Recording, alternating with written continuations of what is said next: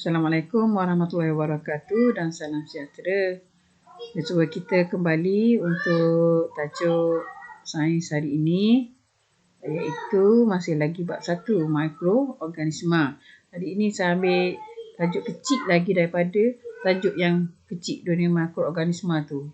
Saya akan ambil sejenis mikroorganisma iaitu fungi.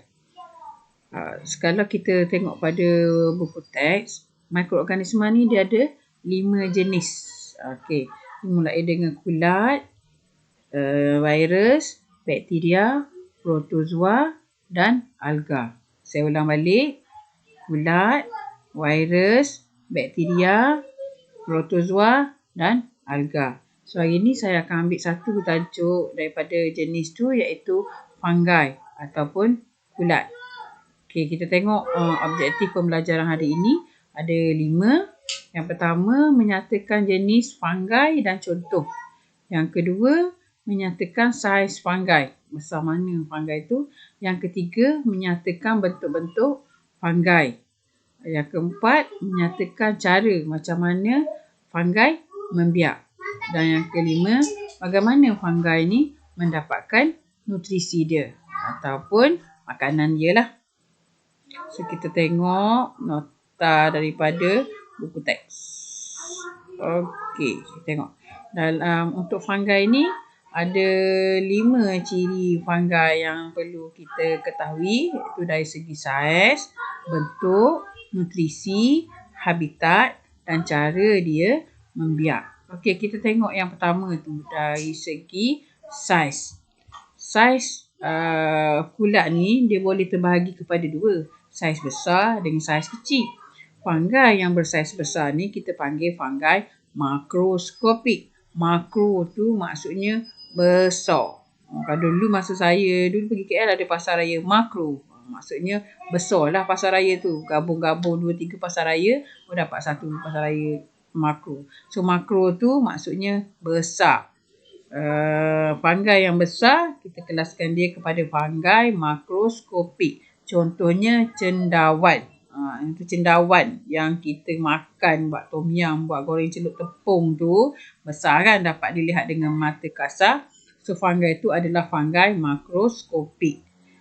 Fungi yang ni bukan mikroorganisma lah sebab dia besar. Dan satu jenis lagi fungi yang bersaiz kecil, tak berapa nak nampak dengan mata kasar ni, kena lihat dengan mikroskop. Yang tu kita panggil mikroskopik. Fungi mikroskopik. Saiz dia kecil je. 10 mikrometer hingga 100 mikrometer. Okey, tu simbol yang U terbalik tu cara baca dia micron. Meter lah. 10 mikrometer hingga 100 mikrometer. Fungi ni yang jenis mikroskopik ni dia biasanya hidup secara berkoloni ataupun berkumpulan lah. Banyak-banyak kat situ. Itu contoh gambar cendawan. Ni yang makroskopik. Yeast mikroskopik. Muko pelapuk pada roti tu. Yang tu pun mikroskopik. Yang kedua kita tengok bentuk dia pula. Dari segi bentuk, fungi ni boleh dikelaskan kepada dua juga. Yang pertama, kalau kita tengok pada yeast, bentuk dia spera kecil. Yang ni dia fokus kepada yang mikroskopik lah. Dan kepada 2, fungi unisel dengan fungi multisel. Kalau unisel, maksudnya fungi itu satu sel. Satu sel, contoh yeast, dia berbentuk spera kecil. Bulat kecil. Okey, dan satu lagi multisel. Fungi yang multisel, multi tu maksudnya banyak. So yang banyak sel, contohnya macam muko tadi ataupun kita kata kulapuk tu. Kalau kita tengok bawah mikroskop, macam ni bentuk dia ni. Fungi yang multisel ni, mukul, dia ada hypha, macam batang dia tu yang menjala tu. Lepas tu atas tu ada yang bentuk bulat tu, kita kata spera lah. So hypha dan spora dia tu spera. Dan spora ni dia mengeluarkan biji benih lah untuk membiak. Lepas tu kita tengok dari segi nutrisi. Kalau dari segi nutrisi pun fungi ni boleh dikelaskan kepada 2 juga. Pertama, fungi saprofit. Saprofit ni fungi yang mendapatkan nutrien dia ataupun makanan dia daripada organisma yang telah mati. Manakala fungi yang jenis parasit, dia dapat makanan daripada perumah dia ataupun organisma yang hidup lagi. Okey. Contoh parasit ni. Nak tengok nama dia Trichophytum rubrum. Nama pun rubrum. Trichophytum rubrum. Ni yang parasit lah. Dia hidup kat celah kaki kita tu. Ataupun ada waktu pagi kulat air kan. Dia makan kaki tu. Ni parasit. Sebab dia mendapatkan makanan daripada organisma yang hidup lagi. Perumah. Duduk kat situ.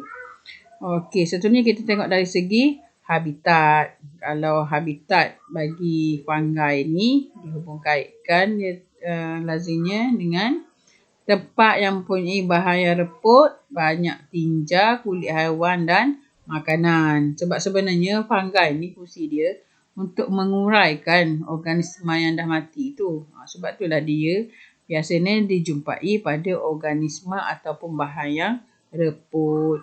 Okey, lepas tu ciri yang terakhir kita tengok cara fungi membiak. So, ada dua jenis juga. Asex dan juga sex. Ada dua jenis. Asex dan juga sex.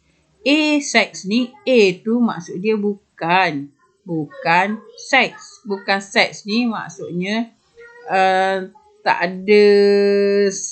ada bahagian jantan, tak ada bahagian betina lah. Tak ada jantan betina. Tu asex, bukan seks.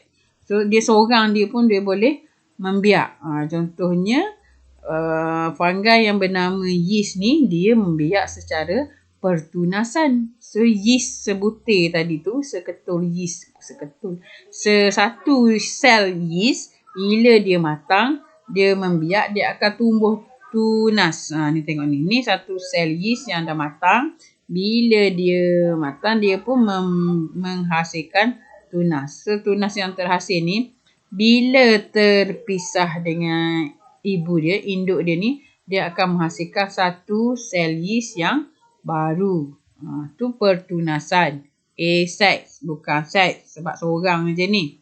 Okey. Lepas tu yang kedua, masih lagi asex juga. Seorang juga dia membiak mukur ni secara pembentukan spora. So, kalau tengok dekat mukur ni, bahagian atas dia tu adalah sporangium. Sporangium, bahagian yang mempunyai spora dalam tu. So, bila dia pecah, spora dia tu terbebas dan tersebar ke persekitaran. Dan bila tumbuh, dia akan menghasilkan mukur yang baru.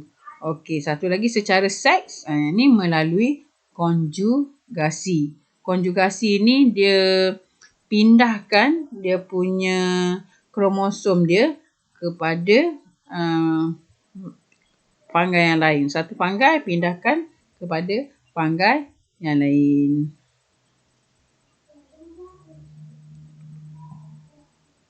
Okey, tu mukur lah yang boleh membiak secara konjugasi. Okey, saya rasa habis dah untuk fungi ni. Kena ingat 5 ciri dia ni. Dari segi saiz, ada 2. Dari segi bentuk, ada 2 juga. Dari segi nutrisi, 2 jenis juga. Dan cara pembiakan pun 2 cara juga. Asex dengan seks. Kalau asex, ada 2 pula. Pertunasan dengan pembentukan spora. Kalau seks, konjugasi. Okey, untuk tengok awak faham ke tak faham penerangan saya tadi tu, saya ada sediakan latihan untuk tajuk ulat atau fungi ni. Okey, kita tengok satu-satu. Awak boleh salin. Lepas tu, saya akan buat latihan ni dalam bentuk Google Form. Awak jawab kat situ. Nanti saya akan check lah siapa yang dah jawab, siapa yang belum jawab tu. Jadi rasanya setakat itu sahaja pembelajaran kita hari ini.